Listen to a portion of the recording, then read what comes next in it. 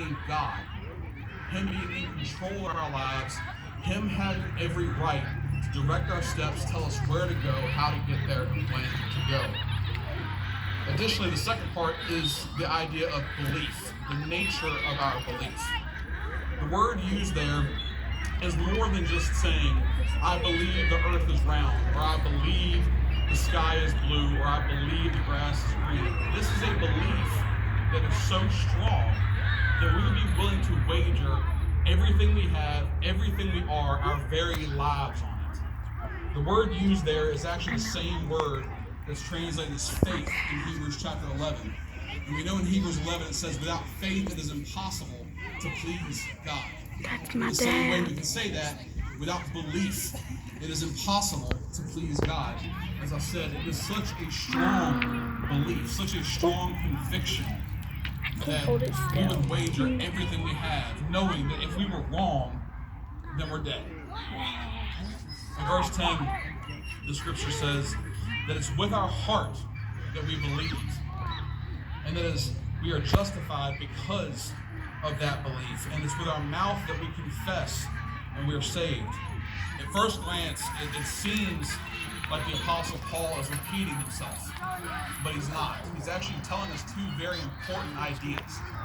First is that our belief is the reason why we're justified.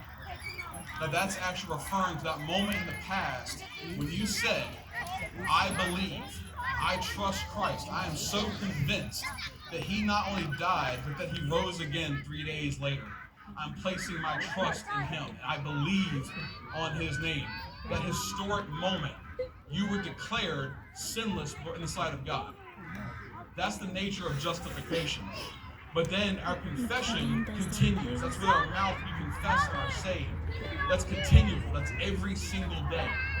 So at one point in the past, we believed that we were declared right with God. And because of that belief, every day, from the moment we say that the first time until the day we die, we say, Jesus, you are King. You have control over my life. You have the right, you have the ability to tell me when to go out. It's a continuous idea there. You see, a Christian is not just a person who says, oh, I believe in Jesus. A Christian is not just a person who just says one time, I believe in Jesus. A Christian is someone who is not just someone who says, I'm a Christian on a census form sometime. A Christian is someone who is fully convinced that Jesus Christ is God Himself, clothed in human flesh, and who's living joyfully in submission to Christ's commands. And because of our submission to King Jesus, we are willing to risk absolutely everything to give Him everything of our lives. We understand that He is the only Lord who is able to save. You see, we come into this world and there's some bad news.